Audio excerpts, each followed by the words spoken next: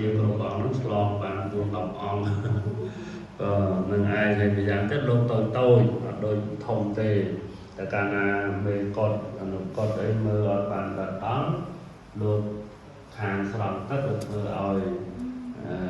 ការរមាស់ចឹងដែរណាបងណាអញ្ចឹងនេះជាអ្វីដែលតម្រូវការប្រចាំថ្ងៃរបស់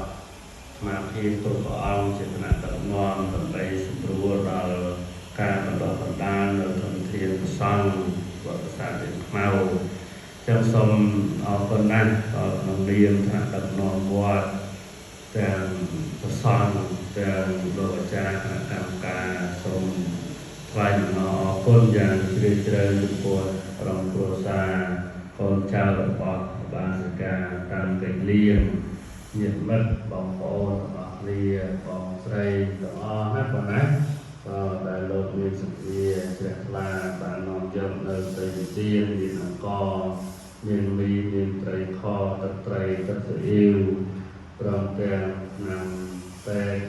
ឆ្នាំដុសមេញចាក់ដុសមេញដោយទៅបងស្រីបានរៀបរាប់ខាងដើមហើយរួមទាំងបច្ច័យសម្រាប់ជួយឧបត្ថម្ភត្រត្រង់ដល់ការចំណាយទូទៅនៅក្នុងវត្តប្រាសាទនេះក្នុងនេះសូមប្រម៉ែប្រមូលកកាន់មហាកុសល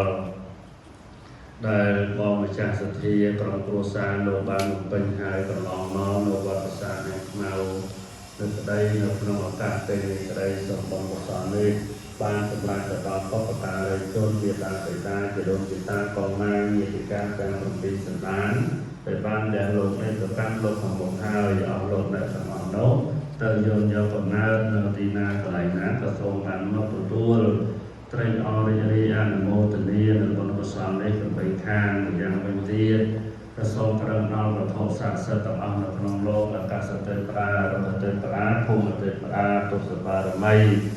វត្ថុស័ក្តិសិទ្ធិទាំងអស់នៅក្នុងលោកទេវតាមួយសែនកោចក្រវាលពិសេសទេវតាឆ្នាំចាក់ផ្លាស់ចូលឆ្នាំថ្មីក្នុងមុខនេះតាមជួយអភិបាលបីបែកថែរក្សាគ្រប់គ្រងដល់ម្ចាស់សទ្ធាបងប្រុសបងស្រីក្រុមគ្រួសារម្ចាស់ទានទាំងអស់គ្នាធ្វើដំណើរទៅណាមកណាផ្លូវចិត្តផ្លូវឆ្ងាយយកថ្ងៃក្តីណាក្នុងប្រទេសក្រៅប្រទេសផ្លូវទឹកផ្លូវគោកផ្លូវអាកាសសូមឲ្យវត្ថុស័ក្តិសិទ្ធិបារមីអ្នកទាំងអស់គ្នានោះតាមជួយអភិបាលគ្រប់គ្រងរក្សាការពារសុខនិងសុវត្ថិភាពគ្រប់ពេលវេលាគ្រប់ទីកន្លែងទាំងអស់និងសំប្រកបដោយពុទ្ធពរទាំងឡាយគុណប្រការគឺអាយុវណ្ណៈសុខៈពលៈសម្បត្តិ3មនុស្សទេវតាប្រណិពាន8គ្លៀងគ្លៀតឡើយ